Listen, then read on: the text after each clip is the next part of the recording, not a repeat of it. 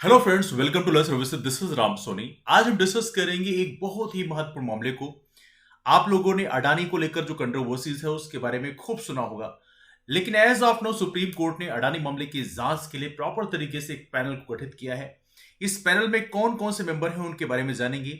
लेकिन सबसे इंपॉर्टेंट बात थी कि केंद्र सरकार ने एक सजेशन दिया था जिसको सुप्रीम कोर्ट ने रिजेक्ट कर दिया। कौन सा सजेशन है उसके बारे में डिस्कस करेंगे। लेकिन सबसे इंपॉर्टेंट है कि अडानी हिंडनबर्ग कंट्रोवर्सी में हिंडनबर्ग जो कंपनी है, हिंडनबर्ग का जो अर्निंग है वो शॉर्ट सेलिंग के थ्रू होता है।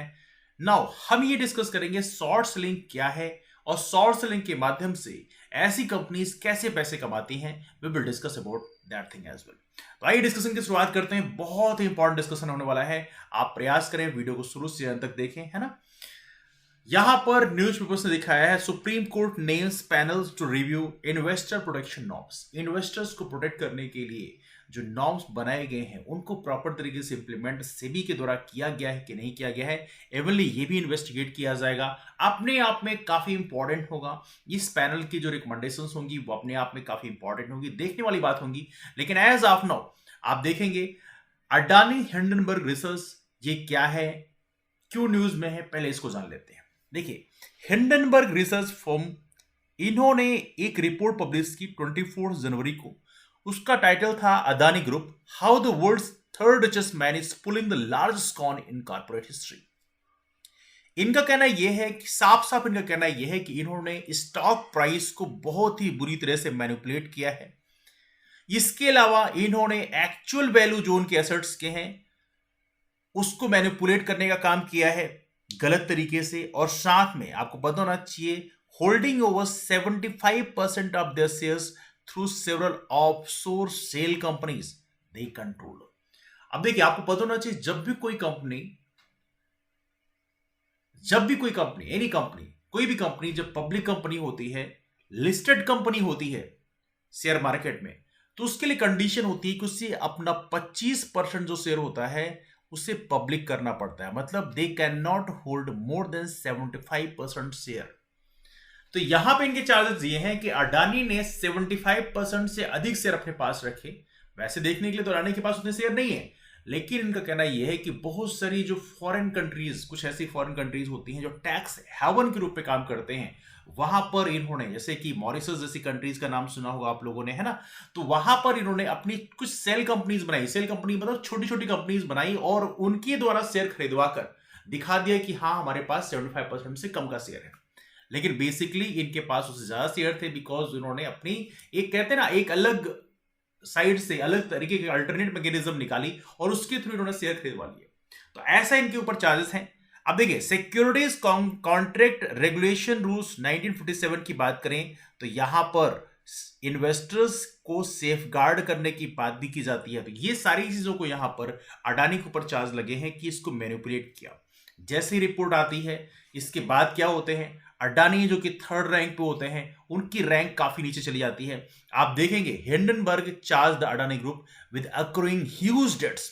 बहुत सारा इन्होंने डेट ले रखा है, लोन ले रखा है, और इन्होंने वो जो लोन ले रखा है वो लगभग 2.2 लाख करोड़ रुपीस का है। मतलब that is such big amount. Avonlea आप देखेंगे एलआईसी का भी बहुत पैसा जो है अडानी कंपनी में लगा हुआ है, और इनका कहना यह है कि लाखों करोड़ रुपए का यहां पर इन्होंने मैनिपुलेट करने का प्रयास किया। देखिए, अभी तो हम कह नहीं सकते कि इतना बड़ा स्कैम है या नहीं है, इसको तो इस सुप्रीम कोर्ट पैनल इसको स्टडी करेगा।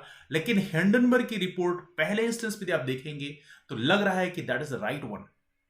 और यदि ऐसा होगा तो ये तकरीबन कई लाख करोड़ रुपए का ये स्कैम कहलाएगा। मतलब समझिए कि हमारे देश में अभी तक हम लोगों ने सबसे बड़ा स्कैम जो सुना था वो है 2G स्पेक्ट्रम स्कैम, 1,76,000 करोड़ रुपए का घोटाला। हालांकि बाद में सुप्रीम कोर्ट ने 2G स्पेक्ट्रम स्कैम के जो लोग थे जिनको गिरफ्तार किया था उनको बरी कर दिया। जैसे कनिमोझी हैं जो कि डीएम के चीफ करुणानिधि थे, उनकी बेटी थी। इसके अलावा जो ए राजा है उनको बरी कर दिया। तो एज ऑफ नाउ उसको स्कैम है या नहीं है वो अपने आप में क्वेश्चन मार्क है। लेकिन यदि ये स्कैम होगा तो अपने आप में इतिहास के पन्नों में सबसे बड़ा स्कैम होगा। आने वाले कल में देखने की बात होगी कि इसमें क्या क्या चीजें हैं, क्योंकि सुप्रीम कोर्ट ने पैनल को गठित किया है, तो पैनल बताएगा बेसिकली यहां पर गलती कितनी की गई, किसके द्वारा किया गया। Will discuss about that one जब वो रिपोर्ट आएगी। लेकिन एज ऑफ नाउ बहुत सारे ऐसे मामले हैं जो अपने आप में काफी सारी कंट्रोवर्सी क्रिएट करते हैं। तो सुप्रीम कोर्ट ने अपने जजमेंट में क्या क्या चीजें बोली, कौन कौन से डायरेक्शंस दिए, जरा उसके बारे में देख लेते हैं। अब देखिए, बहुत सारी पब्लिक इंटरेस्ट लिटिगेशन आई, पीआईएल आई, फाइल किया गया अडानी हिंडनबर्ग कंट्रोवर्सी के लिए। तो यहां पर सुप्रीम कोर्ट ने दो महत्वपूर्ण डायरेक्टिव्स दिए हैं। पहला डायरेक्टिव क्या है? पहला डायरेक्टिव यह है कि इनका कहना यह है कि जो सिक्योरिटीज को रेगुलेट करने वाली बॉडी है सेबी, इसे बोलते हैं security exchange board of India. तो यहां पर यह है कि क्या सेक्शन 19 जो सेबी रूल्स में सेक्शन 19 है, क्या इसको यहां पर वायलेट किया गया है ना? क्या यहां पर प्राइस, स्टॉक प्राइसेस का मैनिपुलेशन किया गया है? देखो, वैसे डीप डाउन इनसाइड यदि हम डिस्कस करें तो प्राइस का मैनिपुलेशन किया गया है, इसमें कोई शक की बात नहीं है। अडानी के ऊपर पहले भी चार्जेस तरह से लगे हुए हैं कि उन्होंने प्राइस को मैनिपुलेट किया है, तो कोई बड़ी बात नहीं है, पहले से डिस्कस किया जा रहा है। लेकिन यहां पर आप देखेंगे इसके लिए प्रॉपर तरीके से ये कमेटी बनाई गई है। सुप्रीम कोर्ट ने यहां पर सेबी को डायरेक्ट भी किया है कि इस इन्वेस्टिगेशन को 2 महीने के भीतर भीतर प्रॉपर तरीके से कंडक्ट किया जाए और उसकी रिपोर्ट सबमिट किया जाए। तो देखिए, यहां पर सेबी को कुछ और भी काम दिए गए हैं प्रूव करने के लिए। पहला, क्या यहां पे सिक्योरिटीज एक्ट को वायलेट किया गया है? बेसिकली देखा जाता है सेबी ने इस चीज को पहले रेगुलेट नहीं किया, तो ये सेबी की भी गलती मानी जाएगी, तो अपने आप के सेबी के ऊपर भी चार्जेस लग सकते हैं, that's a possibility. Second thing, if there was the violation of minimum public share holding norms. Minimum public share holding norms क्या होता है? यहां आप मैंने डिस्कस किया था, कोई कंपनी लिस्टेड कंपनी होती है तो उससे कम 25% शेयर जो है पब्लिक करने होते हैं। मतलब उसे इतने शेयर वो अपने पास नहीं रह सकता, पब्लिक रहेगा, मतलब वो फ्लोट करेगा मार्केट में, है ना? अप डाउन जो भी जाएगा तो उसके हिसाब से शेयर की मार्केट, जो शेयर मार्केट के जो प्राइसेस हैं उसके हिसाब से वो रिस्पॉन्ड होगा। तो यहां पर इनका कहना यह है, जो हिंडनबर्ग कंपनी, उनका कहना यह है कि इन्होंने 75% से ऊपर का स्टॉक्स अपने पास रखा था, शेयर अपने पास रखे थे, और उसके लिए इन्होंने बाकी जो सेल कंपनीज है, छोटी छोटी कंपनीज उन्होंने बाहर जो बना रखे हैं टैक्स हेवंस में, वहां की कंपनीज का इस्तेमाल किया उन शेयर्स को खरीदने के लिए। तो ये प्रकार से कह सकते हैं, मतलब सपोज करिए कि आपकी company XYZ company, x company है, और आपने इसके दिखाने के लिए मार्केट में दिखा दिया कि हमारे पास 50% शेयर ही है, लेकिन इसके अलावा आपने टैक्स हेवंस जो है वहां पे वाई कंपनी खोली, और वाई कंपनी का के माध्यम से आपने इसके 25% या 30% शेयर वापस से खरीद लिए। तो ये प्रकार से कह सकते हैं जो मेन मालिक है उसके पास 80% शेयर होल्डिंग हो गई। मतलब यदि आप प्राइस को किसी तरह से मैनिपुलेट करना चाहते हो तो बड़े आराम से कर सकते हो, खरीदो बेचो, खरीदो बेचो, this is what you can do. Now यहां पे देखा जाए तो एक और महत्वपूर्ण इशू था, there was a failure to disclose related party transactions. Related party transactions को भी यहां पर डिस्क्लोज नहीं किया गया, ऐसे चार्ज भी लगे हुए हैं। रिलेटेड पार्टी ट्रांजैक्शंस क्या होते हैं? इसमें यदि किसी भी बिजनेस एंटाइटी के साथ में आप कोई ट्रांजैक्शंस करते हैं, वो चीजें पब्लिक होना चाहिए, जो शेयर होल्डर्स है उनको इसके बारे में जानकारी होनी चाहिए। तो ये भी प्रॉपर तरीके से डिस्क्लोज नहीं किया गया। हालांकि यहां पे गवर्नमेंट की तरफ से, सेंट्रल गवर्नमेंट की तरफ से जो ट्रांसपेरेंसी है उसकी कई बार कमी देखी गई। Many times that question had been asked that कि अडानी कंपनी को कितना सारा लोन मिला हुआ है, कितना सारा गवर्नमेंट की तरफ सपोर्ट मिल रहा है, तो ये भी कई बार गवर्नमेंट ने उस चीज को प्रॉपर तरीके से रिवील नहीं किया। ये भी क्रोनी कैपिटलिज्म का एक परफेक्ट एग्जांपल है। क्रोनी कैपिटलिज्म का मतलब यह है कि एक ही कैपिटलिस्ट, एक ही घराने को आप बहुत ज्यादा सपोर्ट करें, इसे बोलते हैं क्रोनी कैपिटलिज्म। क्रोनी कैपिटलिज्म किसी भी कंट्री के लिए अच्छा नहीं होता। देखो, कैपिटलिज्म की बात तो हम नहीं कर सकते बिकॉज कैपिटलिज्म ऑलमोस्ट पूरी दुनिया में है, लेकिन क्रोनी कैपिटलिज्म यदि होता है तो ये अपने आप में कैपिटलिज्म के लिए बहुत बड़ा डेंजरस चीज है। इसलिए कहते हैं कि यदि गवर्नमेंट को बिजनेस एंटाइटीज को सपोर्ट करना है तो उन्हें सभी को एक ही नजरों से देखना पड़ेगा। This also quite important one. हालांकि कई बार ये भी चार्ज लगते आए हैं कि जैसे कहा जाए, सिंपल सी बात, यदि इकोनॉमी की लैंग्वेज हम समझने का प्रयास करें कि यदि आप हजार करोड़ रुपए की बहुत सारी कंपनीज खोलते हैं, सपोज करिए 1000 कंपनी खोल दो, तो वो ज्यादा रेवेन्यू क्रिएट कर सकता है, वो ज्यादा जॉब क्रिएट कर सकता है। इसीलिए कहते हैं गवर्नमेंट को जो MSME सेक्टर है वहां पे ज्यादा पुश करना चाहिए, इन स्पाइट ऑफ कि एक ही कंपनी को आप 10 लाख करोड़ रुपए दे दो। अब सपोज करो एक ही कंपनी को यदि आपने 10 लाख करोड़ रुपए दे दिए तो उससे क्या होगा? उससे यदि वो कंपनी कभी डूबती है तो उससे सारा का सारा देश का जो असेट हो गायब हो जाएगा। We will be the great loss, है ना? लेकिन गवर्नमेंट क्यों एक कंपनी को इतना सपोर्ट करती है? कई बार ये भी होता है कि ऐसी कंपनी जो होती हैं, बड़ी बड़ी कंपनीज होती हैं, जब इलेक्शन का टाइम होता है तो बेसिकली रूलिंग पार्टी को बहुत सारी फंडिंग करती हैं, डायरेक्ट या इनडायरेक्ट तरीके से, और उसके चलते रूलिंग पार्टी को बहुत सारा बेनिफिट मिलता है। अब सोचो, आपने 1000 कंपनी खुलवा रखी है, 1000 लोगों के साथ आपको डीलिंग करनी पड़ेगी, मुश्किल काम है। यदि आपने एक कंपनी खुलवा रखी है, उसको खूब सारा मुनाफा दिया है, उसके साथ डीलिंग करना काफी आसान हो जाता है। This is what happens. That's why government जो है क्रोनी कैपिटलिज्म को ज्यादा सपोर्ट करती है, और कई बार देखा गया है कुछ विशेष बिजनेस घराने ही उनको ज्यादा बेनिफिट मिलता है। जैसे आपने पार्लियामेंट में बहुत सारे जो अपोजिशन के लीडर्स हैं, उनको कई बार आपने कहते सुना होगा कि दो ही गवर्नमेंट के खास हैं, एक अंबानी एक Adani. That's quite important thing. Anyway, अगला जो है सेबी को जो दिया गया है सुप्रीम कोर्ट के द्वारा काम, कहा इन्होंने कि क्या यहां पर वायलेशन हुआ है manipulation of share prices. Share prices को मैनिपुलेट करने का काम भी क्या अडानी कंपनी के द्वारा किया गया है? देखो, शेयर प्राइसेस मैनिपुलेट कैसे किए जाते हैं? जैसे मान लो सपोज करो 100 रुपए का शेयर है, और आपने किसी XYZ कंपनी के द्वारा, जो आपने दूसरी एंटिटी अपनी खोल रखी है, उसके द्वारा इस शेयर को आप लगातार खरीदने लग जाओ, तो अचानक से ये प्राइसेस जो है हाई होने लग जाते हैं। जैसे आपने देखा होगा अडानी का जो वर्थ है बीते कुछ ही सालों में कई गुना बढ़ गया। तो यहां पे प्राइस मैनिपुलेशन देखने से डायरेक्टली आपको लग रहा होगा। हालांकि गवर्नमेंट की तरफ से सपोर्ट भी बहुत ज्यादा मिला, दैट्स आल्सो थिंग, लेकिन सबसे इंपॉर्टेंट है प्राइस मैनिपुलेशन भी इसका एक बहुत ही बड़ा एग्जांपल है। नाउ दूसरा काम सुप्रीम कोर्ट के द्वारा क्या दिया गया? सुप्रीम कोर्ट ने दूसरा काम यह किया कि सुप्रीम कोर्ट ने 6 मेंबर कमेटी गठन किया। इस कमेटी के हेड होंगे फॉर्मर सुप्रीम कोर्ट जज, जिनका नाम है जस्टिस AM सप्रे। इस रेगुलेटरी मैकेनिज्म को डील करने के लिए, इन्वेस्टर्स प्रोटेक्शन को इंश्योर करने के लिए ये स्टडी करेंगे और उसके हिसाब से पूरा ऑब्जर्वेशन करेंगे, इन्वेस्टिगेट करेंगे कि क्या यहां पर कोई भी रेगुलेटरी फेलियर हुआ है। देखो, रेगुलेटरी फेलियर का मतलब होता है कि सीबी के द्वारा काम करने का जो तरीका है, क्या उसमें कोई गड़बड़ हुई है। तो इस चीज को प्रॉपर तरीके से इस कमेटी के द्वारा इसको स्टडी किया जाएगा, इसको प्रॉपर तरीके से इन्वेस्टिगेट किया जाएगा, and that is very important one. और इसके अलावा अडानी के ऊपर जो सिक्योरिटी मार्केट में जिस तरह से मैनिपुलेट करने का जो चार्ज लगे हैं, उसको भी यहां पर इन्वेस्टिगेट करने का काम इस 6 मेंबर कमेटी के द्वारा किया जाएगा। एक्सपर्ट कमेटी में कौन कौन है बाकी मेंबर्स? मिस्टर OP भट्ट हैं, जस्टिस देवधर हैं और जस्टिस देवधर हैं, मिस्टर KV कामत हैं, मिस्टर नंदन नील कियानी हैं, और मिस्टर सोमशेखरन सुंदरसन है। अब देखिए, यहां पर आपको याद रखना है ये 6 मेंबर कमेटी है। अब देखा जाए तो यहां पर एक और महत्वपूर्ण चीज है, इसमें वैरायटी लाई गई है एक्सपर्टीज ग्रुप में, जिसमें सभी क्षेत्रों से लाए गए हैं। जैसे लॉ की फील्ड से लाए गए, मार्केट मैकेनिज्म, जो कमेटी में सारे मेंबर हैं अलग अलग क्षेत्रों से, corporate governance, legal framework, financial regulation, global investor mindset, सभी के एक्सपर्टीज जो है इस कमेटी में रहेंगे। तो के प्रकार 6 मेंबर अलग अलग क्षेत्रों से लाए गए हैं, तो अपने आप में काफी इंपॉर्टेंट होगा।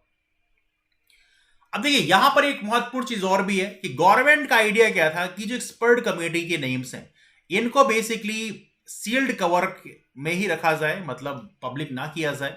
तो बेसिकली सुप्रीम कोर्ट ने इस चीज को रिजेक्ट कर दिया है। सुप्रीम कोर्ट कहना यह है कि नहीं, ट्रांसपेरेंसी लाना बहुत जरूरी है, we need to have a full transparency in work, and that's why यहां पर सुप्रीम कोर्ट ने इसको पब्लिक किया है। तो ये भी काफी इंपॉर्टेंट है, इसको भी आप लोग यहां पर याद रखेंगे, है ना।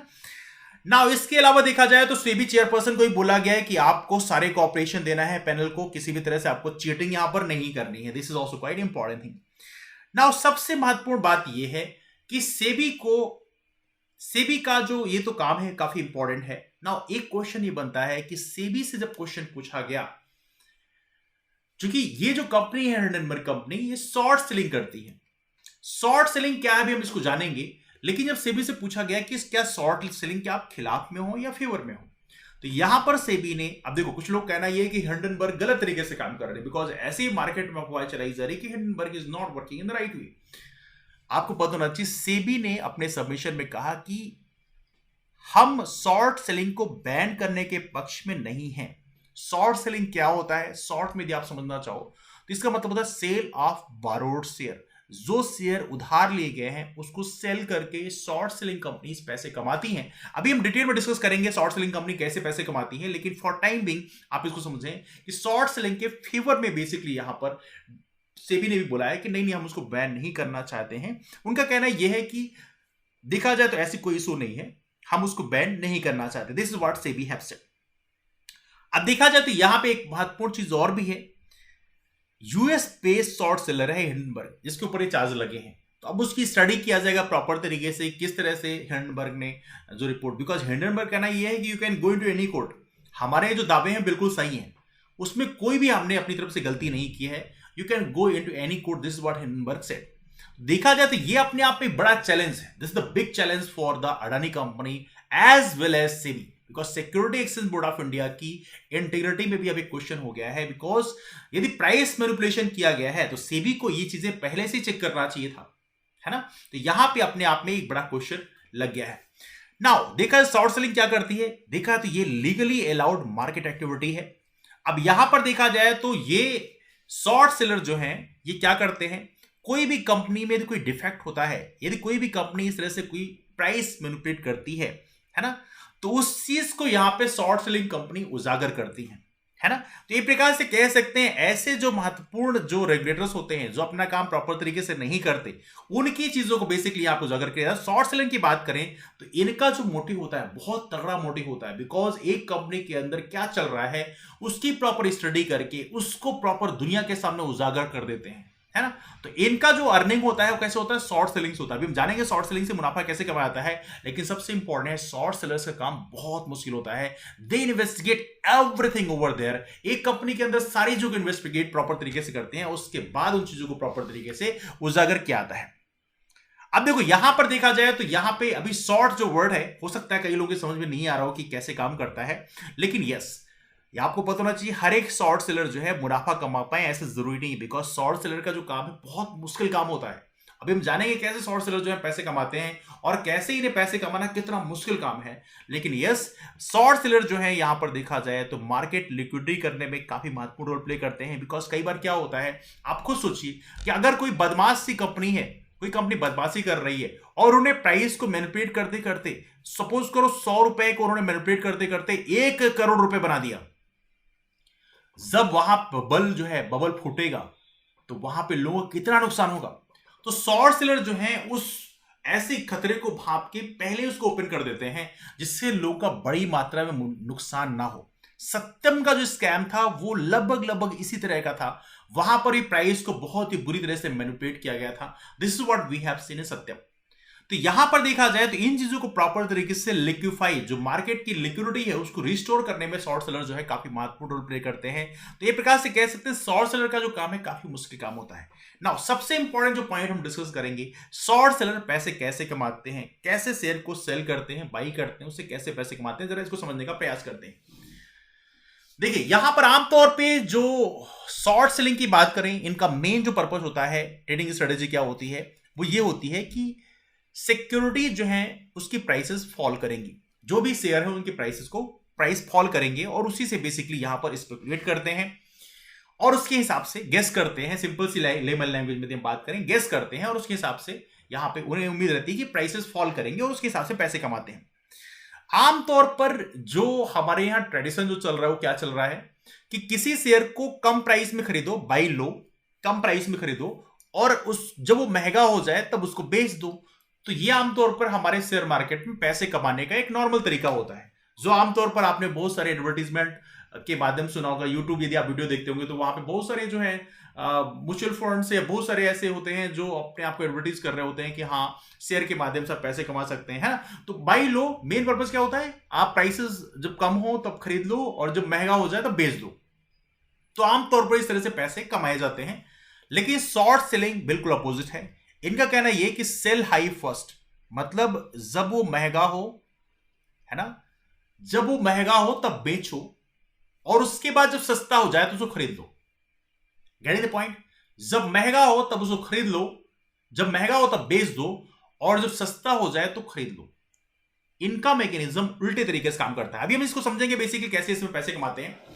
अब देखो यहां पर क्या समझना है, शेयर प्राइसेस की प्राइसेस, शेयर जो प्राइसेस हैं, शेयर के जो प्राइसेस हैं उसको आप एक्सपेक्ट करो कि वो ड्रॉप करेगा फ्यूचर में और फिर उसको आप टारगेट करो कि हाँ उस प्रेडिक्शन से हम पैसे कमाएंगे। तो देखा जाए तो कंप्लीटली स्पेकुलेशन पे डिपेंड करता है, बहुत इंपॉर्टेंट है ये, कंप्लीटली स्पेकुलेशन पे डिपेंड करता है कि आपका गेस वर्क कितना बढ़िया है और इसलिए इसमें बहुत ज्यादा रिस्क है। मतलब कह सकते हैं थ्योरेटिकली इसमें इनफाइनाइट रिस्क है ना। अब इसमें सभी लोग पार्टिसिपेट करते भी नहीं, मतलब इसे पार्टिसिपेट करने के लिए बड़ी हिम्मत चाहिए। शॉर्ट सेलिंग का जो काम है इसको करने के लिए बहुत हिम्मत चाहिए। अब देखिए समझिएगा ये बेसिकली कैसे काम करता है। अब देखिए यहां पर बोला है यदि प्राइस ड्रॉप करता है तो जो शॉर्ट सेलिंग का ट्रेडर्स होता है वो प्रॉफिट कमाते हैं। किससे? Between the selling price and the purging price.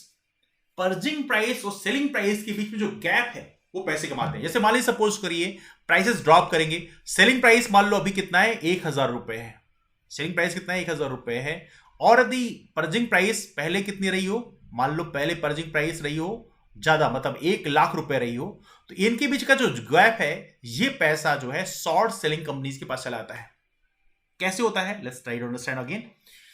देखिए यहां पर आपको समझना है, इसमें सबसे इंपॉर्टेंट लाइन लिखी है, ट्रेडर्स जो हैं शॉर्ट सेलिंग कंपनीज में वो सिक्योरिटीज को ओन नहीं करते, सिक्योरिटीज वो खरीद के नहीं रखते हैं, सिक्योरिटीज को बारो करते हैं। सबसे इंपॉर्टेंट कॉन्सेप्ट है शॉर्ट सेलिंग के लिए, बहुत सारे लोगों की समझ में नहीं आता। लेकिन ट्रेडर्स जो हैं सिक्योरिटीज को ओन नहीं करते, सिक्योरिटीज को बारो करते हैं। कैसे? एक सिंपल सा यदि मैं आपको एग्जांपल समझाऊं, कैसे मान लीजिए आपने कोई दुकान खोल रखी है, ठीक है, दुकान में आपने कोई भी सामान खरीदा, सपोज करिए XYZ कोई भी सामान, मान लीजिए आपने कोई भी एक मेडिसिन खरीदी, मेडिसिन की कीमत मान लीजिए कितनी है, यहां पर आपने दूसरी दुकान से मान लीजिए उसकी कीमत 1000 रुपए उस समय चल रही है और आपने 1000 रुपए में सामान खरीद लिया। खरीद नहीं लिया, आपके पास सामान नहीं है लेकिन आपके पास वो मेडिसिन भी नहीं है, तो आपने किसी दूसरे की दुकान से उसको बारो कर लिया। कितने रुपए में? 1000 रुपए में। अब आपकी दुकान भी है उसकी भी दुकान है, तो आप आने वाले कल में उनको पैसे तो दोगे नहीं, वही मेडिसिन खरीद के वापस दे दोगे। This what you will do, है ना? तो यहां पर क्या होता है कि ये लोग 1000 रुपए में वो मेडिसिन को बोरो कर लेंगे जब उसकी प्राइस 1000 रुपए है। अब मान लीजिए मार्केट में कुछ ऐसा हुआ कि मेडिसिन की प्राइसेस 1000 रुपए से कितने रुपए हो गए? 100 रुपए हो गए।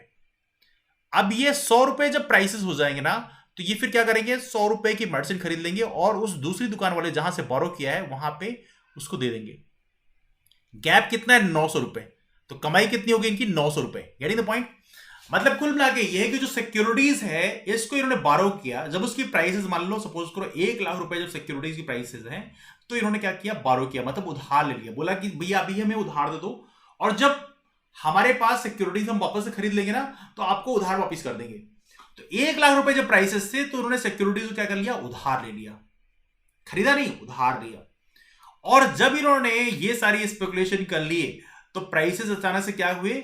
जब घटे, जैसे अदानी के शेयर प्राइसेस घटे हैं और जब 1 लाख रुपए से कितना हो गया? ये 100 रुपए मान लो प्राइसेस हो गए, तो ये जो गैप है 100 रुपए जब हो गए प्राइसेस, तो 100 रुपए में इन्होंने फिर खरीद लिया सिक्योरिटीज और जो सिक्योरिटीज उधार लिया था उसको ले जाके दे दिया। तो जो गैप है ना, ये उतने पैसे इनके मुनाफे में आ गए। तो शॉर्ट सेलर पैसे कैसे कमाते हैं? आई एम श्योर ये पॉइंट आपके समझ में आ गया होगा। तो इस तरह से बेसिकली ऐसी कंपनीज पैसे कमाती है, बहुत ही मुश्किल काम होता है। तो देखो यहां पर यदि प्राइसेस नीचे जाएंगे तो पैसे इनको मिलेंगे, इसमें कोई शक की बात नहीं, लेकिन मान लो प्राइसेस ऊपर चले गए तो शॉर्ट सेलिंग कंपनीज को बहुत नुकसान होता है, मतलब इनफाइनेटली। मतलब 1 लाख सपोज करो प्राइसेस हैं और मान लो अचानक से इसकी प्राइसेस 2 लाख रुपए हो जाए, तो शॉर्ट सेलिंग कंपनीज को बहुत ही ज्यादा नुकसान होता है। मतलब लोअर लेवल में कितना जाएगा? लोअर लेवल में मान लो 1 लाख रुपए कितने हो जाएगा? 0 रुपए हो जाएगा मैक्सिमम। 1 लाख रुपए कितने हो जाएगा? 0 रुपए में हो जाएगा। तो शॉर्ट सेलिंग कंपनीज का मुनाफा लिमिटेड होता है, मतलब इनको मुनाफा मैक्सिमम कितना मिलेगा? 1 लाख रुपए मिल जाएगा। लेकिन मान लो प्राइसेस आप हो गए और 1 लाख रुपए का मान लो 10 लाख रुपए हो गया, तो ये जो डिफरेंस 9 लाख रुपए का है भाई, 10 लाख रुपए प्राइसेस हो गए लेकिन आपने जो शेयर उधार ले रखे थे उसको वापस तो करने पड़ेंगे, और मान लो उसकी कीमत 10 लाख रुपए हो गई, तो आपको शेयर मार्केट से खरीद के फिर उस कंपनी को देना पड़ेगा जिससे आपने शेयर उधार लिए थे। तो आपको फिर 9 लाख रुपए एक्स्ट्रा लगा के 10 लाख रुपए में आपको फिर जाके थ्योरेटिकली, इसलिए कहते हैं कि ये जो काम शॉर्ट सेलिंग का है बहुत मुश्किल काम है। फायदा लिमिटेड है, नुकसान अनलिमिटेड है। तो हर एक कंपनी इस चीज को कर भी नहीं पाती, इसीलिए कहते हैं स्टॉक मार्केट में शॉर्ट सेलिंग करना अपने आप में कुछ ही लोगों की हिम्मत होती है कि वो ऐसा काम कर सकते हैं, है ना। तो यहां पर इसके बारे में आप समझ चुके होंगे। तो ट्रेडर्स क्या करते हैं? ट्रेडर्स जो हैं शॉर्ट सेलिंग की जो बिजनेस करते हैं, usually short stocks by selling shares, फिर जो उन्होंने बारो किया है उसको प्रॉपर तरीके से पहले उसको जो बारो किया है उसको सेल कर देते हैं, है ना। और बाद में जो बोरो किया, उधार जो लिया उसको सेल कर देते हैं प्रॉपर तरीके से ब्रोकरेज के माध्यम से, और जब शेयर के प्राइसेस फॉल करते हैं उनके एक्सपेक्टेड लेवल पे, तब जाकर उसको खरीद लेते हैं। तो देखा जाए तो यहां पर जब खरीद लेते हैं उसके बाद उससे उसके जो मालिक है उसको वापस कर देते हैं, और जो ये प्रोसेस में जो प्रॉफिट होता है उसको बेसिकली यहां पर कमाते हैं। तो शॉर्ट सेलिंग बेसिकली इस तरह से पैसे कमाई जाती है शॉर्ट सेलिंग के माध्यम से। आई एम श्योर ये पॉइंट आपके समझ में आ गया होगा। तो अडानी हिंडनबर्ग कंट्रोवर्सी में हम लोगों ने सारी चीजें पढ़ ली, सुप्रीम कोर्ट पैनल में कौन कौन से हैं, गवर्नमेंट की कौन सी रिकमेंडेशन को उन्होंने रिजेक्ट कर दिया है, इसके अलावा शॉर्ट सेलिंग कैसे काम करती है, शॉर्ट सेलिंग में मुनाफा कैसे कमाते हैं, इन सभी चीजों के बारे में डिस्कस किया। यदि आपके पास फर्दर कोई डाउट्स हैं इस टॉपिक से रिलेटेड तो आप क्वेश्चन पूछ सकते हैं। इसके अलावा आप हमारा टेलीग्राम ग्रुप है लर्न सर्विसेज, उसे भी ज्वाइन कर सकते हैं। वहां पर हमारी सभी क्लासेस की इंफॉर्मेशन शेयर की आती है। जो भी डाउट्स हैं, क्वेरीज हैं, वहां पर भी आप पूछ सकते हैं, लेकिन आप यहाँ पर वीडियो में कमेंट बॉक्स में भी आप पूछ सकते हैं। यदि आप चाहते हैं कि ऐसे फर्दर डिस्कशन को आप यहाँ पे फॉलो करना चाहते हैं तो हमारे चैनल को सब्सक्राइब भी कर सकते हैं। मुलाकात करते हैं आप लोग फिर। अपने सभी दोस्तों को ये वीडियो जरूर शेयर करेगा जिससे उन्हें पता चल पाए कि बेसिकली ये चीजें कैसे काम करती हैं। तो चलिए मुलाकात करते हैं फिर, तब तक के लिए bye bye, take care, have a wonderful day, keep move forward and take care.